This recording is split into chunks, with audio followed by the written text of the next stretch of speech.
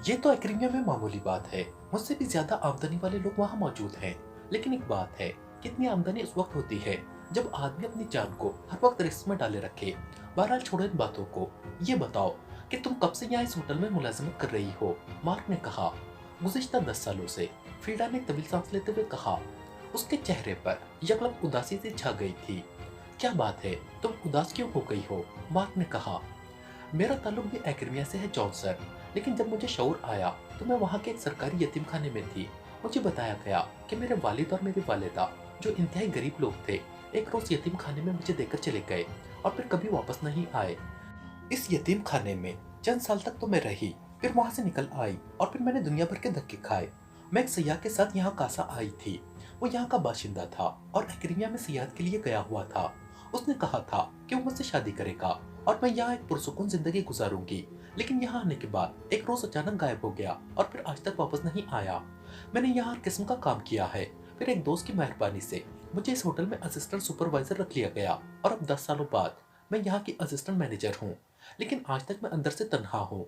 मैंने बेशुमार दोस्त बनाए, लेकिन सब दोस्त आखिरकार मुझे छोड़ गए और फिर मैं अकेली रह जाती हूँ। फिल्टा ने शराब पीते हुए बड़े उदास लहजे में कहा तो मार्क बेख्तियार हंस पड़ा। तुम हंस रहे हो? फिल्टा ने बुरा सा मुंह बनाते हुए कहा। हाँ, तुम्हारी हिमाकत पर हंस रहा हूँ। तुम समझी कि इस दुनिया में दूसरों के लिए कोई जिंदा रहता है या कुर्बानी देता है? नहीं, ऐसी कोई बात नहीं। यहाँ हर शख्स अपने लिए जिंदा रहता है और कुर्बानी देने की बजाय कुर्बानी लेता है। उसकी बका इसी में है। और जहाँ उसे अपनी कर्ज या अपने मफादात खतरे में नजर आते हैं, वो एक लम्हा हिचकिचाए बगैर उस खतरे को खत्म कर देता है। तुम्हारे साथ भी यही होता आया है। जब तक तुमसे उन लोगों का कोई मफाद वाबस्ता रहा, वो तुम्हारे साथ रहे। जब उनका जाती मफाद खत्म हुआ, वो चले गए। ये पूरी दुनिया को बदल रहा है। इसमें उदास होने या न होने का क्या ताल्लुक है? मार्क ने कहा। लेकिन ये तो इंतहाई खुदगर्जी है। कुछ तो दूसरों के जज्बात का भी ख्याल रखना चाहिए। फिल्टा ने कहा तो मार्क एक बार फिर हंस पड़ा।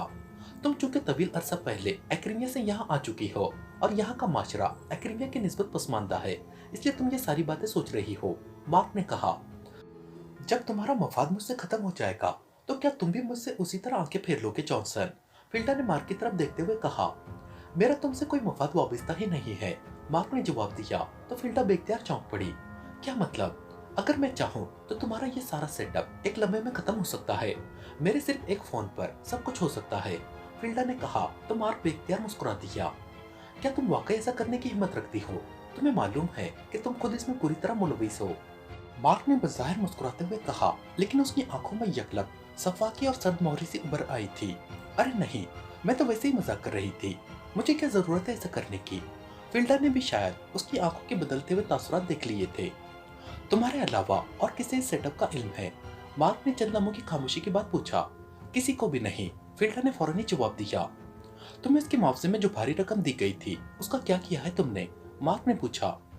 वो रकम तो उधार में बराबर हो गई। यहाँ मैंने एक सिंडिकेट की रकम देनी थी, उन्हें दे दी, फिल्टा ने जवाब दिया। उन्होंने पूछा तो नहीं कि तुम्हें इस कदर भारी रकम अचानक कहाँ से मिल गई? मार्क ने कहा। अरे नहीं, उन्हें इसी बातों की परवाह नहीं होती। उन्हें रकम चाहिए थी, वो उन्हें मिल गई। अब उनकी बला से कि मैंने ये रकम कहाँ से और कैसे हासिल की है, फिल्टा ने जवाब देते हुए कहा।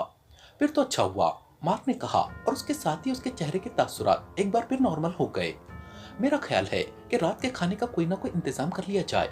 अगर तुम कहो तो मैं होटल फोन करके खाना यहाँ मंगवा लो, फिल्डा ने कहा। हाँ, मंगवा लो, मार्क ने जवाब दिया। और फिल्डा उठकर एक बार फिर फोन की तरफ बढ़ गई। ठहरो, रुक जाओ, फोन मत करो। यहाँ किसी आदमी का आना ठीक नहीं है। अलबत्ता तुम खुद जाकर ले आओ, लेकिन ख्याल रखना किसी को ये मालूम ना हो सके कि मैं यहाँ हूँ या तुम यहाँ वापस आओगी, मार्क ने कहा। ओके, जैसे तुम कहो, फिल्डा ने मुस्कुराते हुए कहा और फिर कमरे के बैरूनी दरवाजे की तरफ मुड़ गई। फिर उसकी वापसी तकरीबन निस्फ घंटे बाद हुई, लेकिन मार्क उसका चेहरा देखकर बेख्तियार चौंक पड़ा। क्या हुआ? क्या कोई खास बात हो गई है? मार्क ने चौंक कर पूछा। सिक्योरिटी वाले मुझे पूछते फिर रहे हैं, फिल्डा ने खौफजदा से लहजे में कहा। तो मार्क बेख्तियार उछलकर खड़ा हो गया। क्या? क्या मतलब? तुम्हें पूछते फिर रहे हैं? क्यों? मार्क ने हैरान होकर पूछा।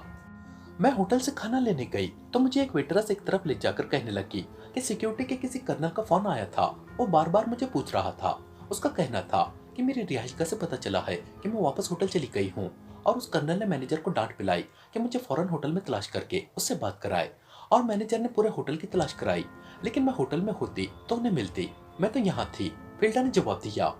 अब तो किसी को नहीं मालूम कि तुम यहाँ हो। मार्क ने कहा, नहीं, मैं एक लंबा चक्कर काटकर यहाँ आई हूँ और उस वेटरेस को भी मैंने सिर्फ इतना बताया है कि मैं एक दोस्त के पास रह रही हूँ और बस। फिल्डा ने जवाब दिया। वो वक्त आ गया फिल्डा जिसका तुमने जिक्र किया था। इसका मतलब है कि सिक्योरिटी वालों को कोई ना कोई ऐसा क्लू मिल चुका है जिस वजह से वो तुम्हें तलाश कर रहे हैं, और अगर तुम उनके हाथ आ गई तो फिर वाकई सब कुछ खत्म हो जाएगा। इसलिए अब तुम्हारा वजूद हमारे मिशन के लिए इंतहाई खतरा बन गया है। मार्क ने इंतहाई सर्द लहजे में कहा, क्या मतलब, क्या कहना चाहते हो तुम? फिल्डर ने हैरत और खौफ के मिले जुले लहजे में कहा, मतलब है कि तुम्हारी जिंदगी बस इतनी ही थी। ये तो अच्छा हुआ कि तुम उन्हें फ्लैट पर नहीं मिली। अगर तुम वहां उन्हें मिल जाती तो शायद अब तक हम सब सिक्योरिटी वालों के काबू में आ चुके होते। मेरे जहन में न जाने पहले ये बात क्यों नहीं आई। हालांकि मैं इन मामलात में हमेशा मोहतात रहा हूँ। मुझे तुम्हें पहले ही रास्ते से हटा देना चाहिए था, मार्क ने कहा, और उसके साथ ही उसने जेब में हाथ डाला और जब हाथ बाहर आया तो उसमें साइलेंसर लगा रिवॉल्वर मौजूद था। क्या क्या मतलब, ये रिवॉल्वर? तुम फिल्डा ने कहा, और फिर इससे पहले कि वो मजीद कुछ कहती, मार्क ने ट्रिगर दबा दिया और ठक की आवाज के साथ ही गोली ठीक फिल्डा के दिल में उतर गई। वो चीख मारकर पुश्त के बल एक धमाके से नीचे गिरी और फिर चंद लम्हों तक उसका जिस्म तड़पता रहा, फिर साकित हो गया। इसी जैसी अहमकों की वजह से हमारी जिंदगी महफूज रहती है। अगर ये मुझे ये सब कुछ न बताती तो शायद जिंदा रह जाती। मार्क ने रिवॉल्वर वापस जेब में डालते हुए कहा, और फिर उसने आगे बढ़कर फिल्डा के हाथों से निकलकर दूर जा गिरने वाला खाने का पैकेट उठाया और अंदरूनी कमरे की तरफ बढ़ गया। अब उसके चेहरे पर गहरे इत्मीनान के तासुरात नुमाया थे।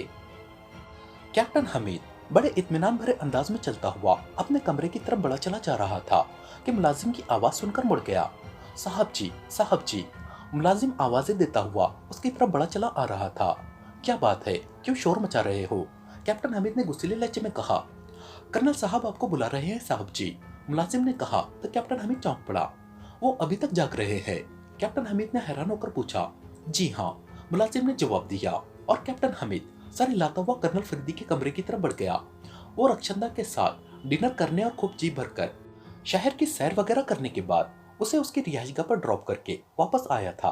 आज का दिन उसके लिहाज से खूबसूरत अंदाज में गुजरा था। यही वजह थी कि वो बड़े मुतमईन अंदाज में अपने कमरे की तरफ बढ़ा चला जा रहा था ताकि इत्मीनान से सो सके कि कर्नल फरीदी के बुलावे ने उसका मूड ऑफ कर दिया। उसे मालूम था कि कर्नल फरीदी ने हस्बे आदत उसे इस आवारागर्दी पर नसीहतों भरा लेक्चर पिलाना है। आप अभी तक जाग रहे हैं? कैप्टन हमीद ने कमरे में दाखिल होते हुए कहा। कर्नल फरीदी कुर्सी पर बैठा एक किताब के मुताले में मसरूफ था। हाँ, और शायद ही आज रात नींद करने का मौका मिल सके। आओ बैठो, तुम्हारा दिन तो आज खूब गुजरा होगा, कर्नल फरीदी ने मुस्कुराते हुए कहा। बस अब खुदा के लिए वाज व नसीहत ना शुरू कर देना, अपनी अपनी किस्मत है, कैप्टन हमीद ने एक कुर्सी पर बैठते हुए कहा तो कर्नल फरीदी बेख्तियार हंस पड़ा। नसीहतें अक्लमंदों के लिए होती हैं, कर्नल फरीदी ने मुस्कुराते हुए कहा। आप मुझे बेअकली समझ ले, कैप्टन हमीद ने झुल्लाए हुए लहजे में कहा, इसीलिए ऐश करते रहते हो। अगर अकल वाले होते तो कम से कम इस खतरनाक तरीन सूरत हाल में, जबकि पूरी इस्लामी दुनिया का वकार दांव पर लगा हुआ है, तुम इस तरह रेस्तरानों में देर तक न बैठे रहते। इस बार कर्नल फरीदी का लहजा कदरे तल्ख था। खतरनाक तरीन सूरत हाल? क्या मतलब? कैसी खतरनाक तरीन सूरत हाल? सब कुछ तो ओके है, अब कैसा खतरा? कैप्टन हमीद ने चौंक कर पूछा। उसके लहजे में हैरत के साथ साथ तशवीश के तासुरात नमूदार हो गए थे, क्योंकि कर्नल फरीदी का यह मूड बता रहा था कि कर्नल फरीदी जैसा शख्स भी ज़हनी तौर पर दबाव में है, और कैप्टन हमीद जानता था कि ऐसा शाजो नादर ही होता है। तुम इत्मीनान से जाकर नन्हे बच्चों की तरह सो जाओ, बस मुलाजिम से कह देना कि मेरे लिए कॉफी बना दे, कर्नल फरीदी ने कहा। आखिर हुआ क्या है, कुछ मुझे भी तो बताए। वो दहशतगर्द खत्म हो चुके हैं, अब कैसा खतरा सामने आ गया है? अलबत्ता ये हो सकता है कि आप खतरे को अपने आप पर तारीख करके बैठ गए हों, कैप्टन हमीद ने भी झुल्लाए हुए लहजे में कहा। तुम उम्मेर अहमद के पास गए थे और फिर वहां से मुतमईन होकर चले आए, कर्नल फरीदी ने कहा। हाँ, और आपसे मेरी फोन पर बात हुई थी। फिर कैप्टन हमीद ने कहा, मैंने तुम्हारी ये रिपोर्ट इमरान को पहुंचा दी और इमरान उम्मेर अहमद से जाकर मिला, और तुम्हें मालूम है कि उसने मामलात को बहुत आगे तक पहुंचा दिया है, कर्नल फरीदी ने कहा। तो कैप्टन हमीद बेख्तियार उछल पड़ा। आगे तक बढ़ा दिया है? क्या मतलब? जब नंबर 11 ने तस्दीक कर दी कि जॉनसन वाकई वर्ल्ड न्यूज का स्पेशल रिपोर्टर है, तो फिर मामला आगे कैसे बढ़ गए? कैप्टन हमीद ने मुंह बनाते हुए कहा। इमरान ने मार्क की आवाज सुनी हुई थी, उसने जब वो टेप सुने तो वो उसकी आवाज पहचान गया। इस तरह ये मालूम हो गया कि जॉनसन के रूप में मार्क है। फिर मार्क ने जो गुफ्तगू की वो कोड में थी, उसे भी डिकोड कर लिया गया। ये सारी गुफ्तगू रॉल पर उसके हेडक्वार्टर की तबाही के सिलसिले में थी। उसके बाद इमरान ने वो फोन नंबर ट्रेस कर लिया जहां से ये फोन किया गया था। और उसके साथ साथ उसने मार्क की एक और मकामी कॉल का भी सुराग लगा लिया, जो उसने वेस्टर्न होटल की असिस्टेंट मैनेजर फिल्डा को की थी। इमरान उसकी कोठी पर पहुंचा जहां से ये कॉलें मार्क ने एग्रीमिया की थी, लेकिन कोठी खाली हो चुकी थी। फिर इमरान उस फिल्डा की रिहाइशगाह पर पहुंच गया। वहाँ फिल्डा भी गायब थी। होटल की भी चेकिंग की गई, लेकिन वो होटल में मौजूद न थी। इमरान ने उसकी रिहाइशगाह से उसका फोटो हासिल किया और उसकी कॉपी मुझे भिजवा दी, ताकि उसकी मजीद कॉपियां कराकर मैं सिक्योरिटी में तकसीम करा दूं। इमरान और उसके साथी भी फिल्डा को तलाश करते फिर रहे हैं, क्योंकि अब ये बात फाइनल हो गई है कि मार्क यहाँ मौजूद है और कल वो कॉन्फ्रेंस हॉल को मिसाइल का निशाना बनाने की कोशिश करेगा। कर्नल फरीदी ने इंतहाई संजीदा लहजे में कहा तो कैप्टन हमीद के चेहरे पर परेशानी के तासुरात नुमाया हो गए। ओ वाकई, ये तो इंतहाई खतरनाक सूरत हाल है। आई एम सॉरी, मुझे इन हालात का इल्म न था। आपको तो मालूम था कि मैं कहाँ मौजूद हूँ, आप मुझे फोन करके बुला लेते। कैप्टन हमीद ने मौजरत भरे लहजे में कहा, मैंने सोचा कि बड़े अरसे बाद तुम्हें तुम्हारी मतलब की तफरीह मयसर आई है, तुम्हें डिस्टर्ब न किया जाए। कर्नल फरीदी ने मुस्कुराते हुए कहा तो कैप्टन हमीद ने बेख्तियार होंठ बेच लिए। फिल्डा की तस्वीर की कॉपी है आपके पास? चंद लम्हों तक खामोश रहने के बाद कैप्टन हमीद ने कहा, तुम क्या करोगे तस्वीर देखकर, वो अत्यंत उम्र खातून है। कर्नल फरीदी ने कहा तो कैप्टन हमीद बेख्तियार हंस पड़ा। इसलिए आप उसकी तस्वीर को अपने तक महदूद रखे हुए हैं? कैप्टन हमीद ने कहा तो कर्नल फरीदी बेख्तियार हंस पड़ा। अगर मुझ तक महदूद होती तो फिर तुम ये बात कह सकते थे। इस वक्त पूरी जीरो फोर्स, पूरी सिक्योरिटी फोर्स, इमरान और उसके साथी, पुलिस, इंटेलिजेंस सब उसे शहर में तलाश करते फिर रहे हैं। कर्नल फरीदी ने कहा और उसके साथ ही उसने मेज पर रखा हुआ एक कागज का लिफाफा उठाकर कैप्टन हमीद की तरफ बढ़ा दिया। कैप्टन हमीद ने लिफाफे में मौजूद तस्वीर निकाली और उसे गौर से देखने लगा। चंद लम्हों तक उसे गौर से देखने के बाद उसने तस्वीर वापस लिफाफे में डाली और लिफाफा कर्नल फरीदी की तरफ बढ़ा दिया। ये अगर मुजरिमों की साथी है तो फिर ये मेकअप में ही होगी और इनके साथ ही होगी। लेकिन एक बात मेरी समझ में नहीं आ रही कि मिसाइल कोई ऐसा पत्थर तो है नहीं कि जिसे हाथ से उठाकर वो लोग कॉन्फ्रेंस हॉल पर मार देंगे। जाहिर है मिसाइल किसी लॉन्चर से फायर होगा। फिर मिसाइल काफी बड़ा होता है, जबकि आपने ऐसी तमाम इमारतों की निगरानी करा रखी है जहाँ से ऐसा करना खतरनाक हो सकता है। फिर अगर मार्क यहाँ मौजूद ही है तो वो क्या करेगा और फिल्डा उसकी क्या मदद कर सकती है? कैप्टन हमीद ने कहा, तुम्हारे जहन में मिसाइलों का जो तस्वुर मौजूद है वो काफिरिस्तानी मिसाइल है। काफिरिस्तान एक पसमानदा मुल्क है, वहाँ अभी तक पुराना असला मौजूद है, जबकि इस तंजीम की पुष्टपनाही इसराइल कर रहा है और इसराइल के पास इंतहाई जदीद तरीन आलात मौजूद हैं। ये ऐसा मिसाइल भी हो सकता है कि जिसे पार्ट्स की सूरत में किसी ब्रीफ केस में रखा जा सकता है और बवक्त जरूरत उसे जोड़ा जा सकता है। ऐसा ही काम उसके लॉन्चर से भी हो सकता है और उसे किसी भी होटल के कमरे में रखकर फायर किया जा सकता है। इसलिए जब तक मार्क हाथ ना आ जाए खतरा तो बहरहाल मौजूद रहेगा। और जहाँ तक फिल्डा की तलाश का ताल्लुक है, इस वक्त मार्क जिस रूप में मौजूद है इस कारण किसी भी नहीं, सिर्फ फिल्डा की मदद से उसका सुराग लगाया जा सकता है। कर्नल फरीदी ने जवाब देते हुए कहा, ठीक है, इस फिल्डा को तलाश करने की जिम्मेदारी मेरी रही। आप देखें कि मैं उसे किस तरह तलाश करता हूँ। कैप्टन हमीद ने बड़े एतमाद भरे लहजे में कहा, क्या तुम्हारे जहन में कोई खास लाएमल आ गया है? कर्नल फरीदी ने मुस्कुराते हुए पूछा। हाँ, वेस्टर्न होटल से उसका सुराग लगेगा, कैप्टन हमीद ने जवाब दिया। इमरान और सिक्योरिटी वाले होटल के हर आदमी से इस बारे में पूछ-गुछ कर चुके हैं। अलबत्ता एक वेटरेस ने इत्तला दी है कि उसने फिल्डा को होटल में देखा था। वो 2 आदमियों का खाना लेने आई थी। उसने उससे पूछा कि वो होटल से खाना क्यों लेने आई है, तो उसने उसे बताया कि वो किसी दोस्त के पास ठहरी हुई है, इसलिए होटल से खाना लेने आई है। कर्नल फरीदी ने जवाब दिया। फिर उस वेटरेस से वक्त मालूम करके टैक्सी ड्राइवरों से मालूमात हासिल करना होगी, कैप्टन हमीद ने कहा। जीरो फोर्स ये कर चुकी है। वो खाना लेकर जाने के बाद किसी भी टैक्सी में सवार नहीं हुई। कर्नल फरीदी ने जवाब दिया। फिर किसी नजूमी के पास जाना पड़ेगा, कैप्टन हमीद ने मुंह बनाते हुए कहा और कर्नल फरीदी बेख्तियार खिलखिलाकर हंस पड़ा। क्या तलाश के तमाम जरिए खत्म हो गए? सुनो, मैं चाहता हूँ कि इमरान से पहले तुम उसे तलाश कर लो, इसलिए मैं तुम्हें एक लाएमल बताता हूँ। इस होटल के इर्द गिर्द का इलाका चेक करो। वो अगर टैक्सी पर नहीं गई तो लामहला पैदल गई होगी। उस वेटरस से तुम फिल्डा का लिबास मालूम कर लो और फिर इर्द गिर्द के इलाके में हर उस आदमी से इस बारे में पूछो जिसके मुतालिक शुबा हो सके कि उसने उसे आते जाते देखा होगा। मुझे यकीन है कि तुम उसे तलाश कर लोगे। कर्नल फरीदी ने कहा, यह इंतहाई बोर काम है, ये मेरे बस का नहीं है, ये आपकी जीरो फोर्स आसानी से कर सकती है। कैप्टन हमीद ने मुंह बनाते हुए कहा, तो फिर अच्छे बच्चों की तरह जाकर सो जाओ और खूबसूरत और दिलकश ख्वाब देखो। कर्नल फरीदी ने मुस्कुराते हुए कहा तो उसी लम्हे साथ पड़े हुए फोन की घंटी बज उठी और कर्नल फरीदी ने हाथ बढ़ाकर रिसीवर उठा लिया। यस, कर्नल फरीदी ने कहा, इमरान बोल रहा हूँ पीरो मुर्शिद। दूसरी तरफ से इमरान की मखसूस शगुफ्ता आवाज सुनाई दी। तुम्हारे लहजे से तो यही मालूम होता है कि तुमने फिल्डा का पता चला लिया है। कर्नल फरीदी ने मुस्कुराते हुए कहा, नहीं कर्नल साहब, उसका तो कहीं पता ही नहीं चल रहा। न जाने वो मोहतरमा किस गटर में आराम फरमा रही है कि ढूंढने से भी नहीं मिल रही। ये शगुफ्तगी इसलिए है कि मैंने इतना मालूम कर लिया है कि मार्क वगैरह की असल साजिश क्या है। दूसरी तरफ से इमरान ने कहा तो कर्नल फरीदी बेख्तियार उछल पड़ा। अच्छा, ये तो बहुत बड़ी कामयाबी है। कर्नल फरीदी ने कहा, कामयाबी तो उस वक्त होगी जब ये लोग हाथ आएंगे। फिलहाल सिर्फ इतना मालूम हुआ है कि उन्होंने कॉन्फ्रेंस हॉल को टारगेट बनाने के लिए वेस्टर्न होटल का इंतखाब किया है। इमरान ने कहा तो कर्नल फरीदी ने इस बात में सर हिला दिया। किस तरह मालूम हुआ है? कर्नल फरीदी ने पूछा। आप मेरे साथी तनवीर को तो जानते हैं, वो डायरेक्ट एक्शन का कायल है। चुनांचे उसे वेस्टर्न होटल के एक सुपरवाइजर से फिल्डा के सिलसिले में होने वाली बातचीत पर शक गुजरा कि वो कुछ छुपा रहा है। चुनांचे उसने अपनी आदत के मुताबिक डायरेक्ट एक्शन लिया और इस डायरेक्ट एक्शन के नतीजे में ये मालूम हुआ है कि फिल्डा ने उसे एक एकेडमी से मिलवाया था, जिसने उसे भारी मुआवजा देकर सबसे ऊपर वाली मंजिल के एक कमरे में बतौर फर्जी मेहमान ठहराने के लिए कहा। इमरान ने कहा, फर्जी मेहमान?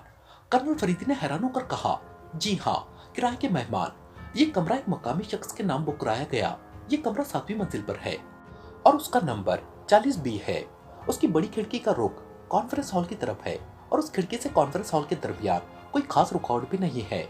उस एग्रीमेंट ने उस सुपरवाइजर को रकम दी कि वो किसी फर्जी नाम से कमरा बुक कराए और फिर कल दोपहर तक उस कमरे में फर्जी मेहमान ठहराए जो दोपहर 12 बजे से पहले खामोशी से कमरा छोड़ देंगे और बस। इमरान ने कहा, वो मेहमान अब मौजूद है उस कमरे में? कर्नल फरीदी ने पूछा। नहीं, उन्होंने भी कल सुबह आना था, उस वक्त जब सिक्योरिटी ने उन तमाम कमरों की फाइनल चेकिंग करना थी। इमरान ने कहा, फिर तुमने क्या किया है? कर्नल फरीदी ने कहा, अब वहाँ फर्जी मेहमानों की बजाय असल मेहमान ठहरेंगे। मेरा मतलब है मेरे साथी सफदर और तनवीर वो प्रोग्राम के मुताबिक 12 बजे से पहले कमरा छोड़कर साथ वाले एक खाली कमरे में चले जाएंगे। बाकी काम जो होगा वो आप आसानी से समझ सकते हैं। इमरान ने कहा तो कर्नल फरीदी बेख्तियार मुस्कुरा दिया। हाँ, लेकिन ये लोग उस कमरे में मिसाइल, उसका लॉन्चर और उसको फायर करने वाली मशीनरी कैसे ले आएंगे जबकि बाहर तो चेकिंग होगी? कर्नल फरीदी ने कहा, कोई ना कोई और सुपरवाइजर भी यकीनन मुलविस होगा। हो सकता है मिस फिल्डा उस वक्त मंजर आम पर आ जाए। ये लोग ऐसे रास्तों से वाकिफ होते हैं जिनसे कोई दूसरा वाकिफ नहीं होता। इमरान ने कहा, इसका तो ये मतलब हुआ कि ये लोग वहाँ 12 बजे के बाद कार्रवाई करेंगे। कर्नल फरीदी ने कहा, वैसे सही वक्त भी यही हो सकता है। उस वक्त कॉन्फ्रेंस हॉल में कार्रवाई अपने उरूज पर होगी। इमरान ने जवाब दिया। हाँ, तो फिर अब तुम खुद संभाल लोगे उन्हें या? कर्नल फरीदी ने कहा, संभालने वाला तो अल्लाह ताला है। मेरा आपको फोन करने का मकसद ये था कि आप सिक्योरिटी को हिदायत कर दे कि वो ज्यादा सख्ती से चेकिंग ना करे। मैं चाहता हूँ कि मुजरिमों को कलर्ड हैंड्स गिरफ्तार किया जाए, उनके हैंड्स ब्लैक एंड व्हाइट ना हो। दूसरी तरफ से इमरान ने कहा और कर्नल फरीदी बेख्तियार हंस पड़ा क्योंकि वो समझ गया था कि इमरान ने रंगे हाथों के मुहावरे का अंग्रेजी में तर्जुमा कर दिया है। ओके, मैं हिदायत दे दूंगा, कर्नल फरीदी ने कहा और फिर दूसरी तरफ से खुदा हाफिज सुनकर उसने रिसीवर रख दिया। अब वो लामहला प्लानिंग बदल देंगे। कैप्टन हमीद ने मुंह बनाते हुए कहा। वो चूंकि साथ बैठा हुआ था इसलिए उसके कानों तक इमरान की आवाज आसानी से पहुंच रही थी। क्यों? कर्नल फरीदी ने चौंक कर कहा। वो लोग इतने अहमक नहीं है कि जिस कदर ये इमरान उन्हें समझ रहा है। उन्होंने लाजमन उस सुपरवाइजर की निगरानी की होगी और जब उन्हें इत्तला मिली होगी कि सुपरवाइजर को जद्वो किया गया है और उससे पूछगछ की गई है तो वो लामहला अपना प्लान बदल देंगे। कैप्टन हमीद ने जवाब दिया, तुम्हारी बात दुरुस्त है। कर्नल फरीदी ने मुस्कुराते हुए कहा, तो फिर आपने इस अहमद इमरान से ये बात करनी थी। कैप्टन हमीद ने कहा, मुझे क्या जरूरत है उसे समझाने की, वो खुद ही इन मामला से निपट लेगा। कर्नल फरीदी ने जवाब दिया, लेकिन अगर कॉन्फ्रेंस हॉल को कोई नुकसान पहुंचा तो बदनामी तो हमारी होगी, उसका क्या किया जाए? कैप्टन हमीद ने कहा, जाहिर है यहाँ की हर किस्म की जिम्मेदारी मैंने उठाई हुई है। इमरान के जिम्मे जो काम था वो उसने कामयाबी से मुकम्मल कर लिया है। रॉल पर उसके एरिजोना वाले हेडक्वार्टर को वो तबाह कर चुका है। कर्नल फरीदी ने जवाब दिया, इसके बावजूद आपने उसे कुछ कहने की बजाय उसकी बात पर अमल करने का वादा कर लिया है। कैप्टन हमीद ने हैरत भरे लहजे में कहा, देखो कैप्टन हमीद, पहली बात तो ये है कि अली इमरान तुम्हारी नजरों में अहमक होगा, लेकिन मैं उसे इंतहाई ज़हीन समझता हूँ। जो कुछ तुम सोच रहे हो यकीनन ये सब कुछ उसने भी सोच रखा होगा। इसके बावजूद अगर वो पुरउम्मीद है तो ठीक है, हमें क्या जरूरत है उसे समझाने या उससे इस पॉइंट पर बहस करने की। दूसरी बात यह है कि वेस्टर्न होटल के उस कमरे के अलावा भी बेशुमार कमरे ऐसे हैं जिनका रुख कॉन्फ्रेंस हॉल की तरफ है और रास्ते में कोई रुकावट नहीं है। इन तमाम कमरों में कल सुबह से सिक्योरिटी और जीरो फोर्स के लोग कब्जा कर लेंगे। छत पर भी सिक्योरिटी मौजूद होगी। ये प्लानिंग मैं पहले ही बना चुका हूँ। अलबत्ता इस पर अमल दरामद कल सुबह सवेरे से होगा। इसलिए अगर इमरान उस कमरे का सुराग ना भी लगाता तो तब भी मुजरिमों का यह हरबा नाकाम रह जाता। लेकिन अब मैं सिक्योरिटी और जीरो फोर्स को हिदायत दे दूंगा कि उस कमरे पर कब्जा न करे, इस तरह मुझे कोई फर्क नहीं पड़ेगा। कर्नल फरीद ने जवाब दिया तो कैप्टन हमीद ने इस बात में सर हिला दिया। ओ, तो आप पहले ही इंतजाम कर चुके थे? कैप्टन हमीद ने कहा, हाँ, ये ऐसी प्लानिंग है जिस पर यह शुबा भी नहीं किया जा सकता कि इससे कॉन्फ्रेंस हॉल पर मिसाइल फायर हो सकते हैं। सिक्योरिटी मौजूद होगी और उसकी रेंज मैंने 2000 मीटर तक रखी है, क्योंकि इस रेंज तक जदीद और छोटे मिसाइल तो इजाद हो चुके हैं, लेकिन उससे ज्यादा रेंज के लिए बड़े मिसाइल और बड़े रॉकेट लॉन्चर होते हैं जो यहाँ फायर नहीं हो सकते। कर्नल फरीदी ने कहा, ओके, फिर क्या जरूरत है इस फील्ड को तलाश करने के लिए मारे मारे फिरने की? खुदा हाफिज, कैप्टन हमीद ने कहा और कुर्सी से उठ खड़ा हुआ। कर्नल फरीदी ने चूंकि उसकी बात पर कोई तफसीर न किया था, इसलिए कैप्टन हमीद खामोशी से बैरून दरवाजे की तरफ बढ़ गया। लेकिन दरवाजे के पास जाकर वो मुड़ा। अगर आप कहे तो मैं उसे तलाश करने की कोशिश करूं, कैप्टन हमीद ने कहा तो कर्नल फरीदी मुस्कुरा दिया। जब तुम इसकी जरूरत ही महसूस नहीं करते तो फिर? कर्नल फरीदी ने किताब से नजरें हटाकर कैप्टन हमीद की तरफ देखते हुए मुस्कुराकर कहा, जरूरत तो वाकई नहीं है, लेकिन मसला ये भी है कि इतने बड़े शहर में अब उसे कैसे तलाश किया जाए, कोई क्लू भी तो समझ में नहीं आ रहा। कैप्टन हमीद ने हाथ से सर खुजाते हुए कहा, अब इमरान की कॉल आने के बाद वाकई जरूरत नहीं रही, सुबह जो कुछ भी होगा सामने आ जाएगा, जाओ आराम करो। कर्नल फरीदी ने कहा, क्या आप तंजिया अंदाज में तो नहीं कह रहे? कैप्टन हमीद ने कहा, अरे नहीं, जाओ, मैं भी अब सोने लगा हूँ, क्योंकि अब मुझे इत्मीनान हो गया है कि इमरान अब इस ग्रुप का सुराग लगा लेगा। कर्नल फरीदी ने कहा और किताब बंद करके कुर्सी से उठा और किताबों के एक रैक की तरफ बढ़ गया। तो कैप्टन हमीद और बीचे खामोशी से मुड़ा और कमरे से बाहर निकल आया। हूँ, इमरान खोज लगा लेगा, मैं देखूंगा कि किस तरह खोज लगाता है, कैप्टन हमीद ने बड़बड़ाते हुए कहा और अपने कमरे की तरफ बढ़ता चला गया। टेलीफोन की घंटी बजते ही मार्क ने हाथ बढ़ाकर रिसीवर उठा लिया। यस, उसने बदले हुए लहजे में कहा, बॉस, वेस्टर्न होटल के सुपरवाइजर लतीफ पर कुछ लोगों ने तशद्दुद किया है, दूसरी तरफ से कहा गया। लतीफ सुपरवाइजर, वो कौन है? मार्क ने हैरान होकर पूछा। बॉस, वही जिससे 7वीं मंजिल वाले कमरे की बात हुई थी, कल मिशन की तकमील के बाद आपने वहां पहुंचना था, दूसरी तरफ से कहा गया। ओ अच्छा, कौन लोग हैं ये? मार्क ने पूछा। सिक्योरिटी वाले तो नहीं थे, लेकिन लतीफ सुपरवाइजर का कहना है कि उनका ताल्लुक सिक्योरिटी से है, उस आदमी ने कहा। ठीक है, तुमने किसी किस्म की मुदाखलत नहीं करनी, हम मुतबादिल प्रोग्राम पर अमल करेंगे। ये अच्छा हुआ, किस तरह ये लोग इस चक्कर में उलझे रहेंगे, मार्क ने कहा। ठीक है बॉस, दूसरी तरफ से कहा गया और मार्क ने क्रेडल दबा दिया। चंद लम्हों बाद जब उसने हाथ उठाया तो टोन आ जाने पर उसने नंबर डायल करने शुरू कर दिए। यस, राब्ता कायम होते ही एक मर्दाना आवाज सुनाई दी। जॉनसन बोल रहा हूँ, मार्क ने बदले हुए लहजे में कहा। यस बॉस, हैरल्ड बोल रहा हूँ, दूसरी तरफ से कहा गया। कल कॉन्फ्रेंस की कवरेज करनी है हैरल्ड, मेरा ख्याल है कि तुम अभी आ जाओ ताकि इब्तिदाई तैयारियां मुकम्मल कर ली जाए, मार्क ने कहा। जैसे आपका हुक्म बॉस, दूसरी तरफ से कहा गया।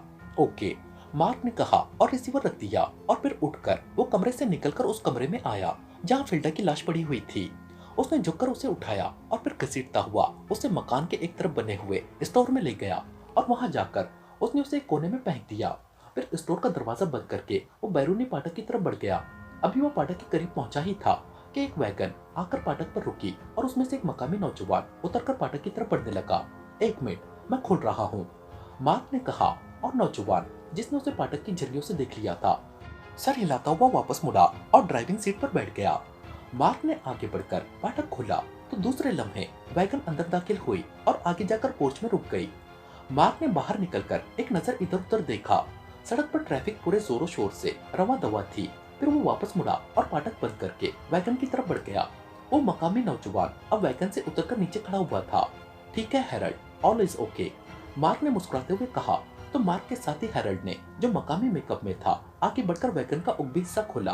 दूसरे लम्हे वैगन में से 4 अफराद बाहर आ गए। उनके जिस्मों पर सिया रंग के चुस्त लिबास थे। वैगन के अंदर 4 बड़े बड़े थैले मौजूद थे। उन चारों आदमियों ने एक एक थैला उठाया और तेजी से दौड़ते हुए अंदरूनी हिस्से की तरफ बढ़ गए।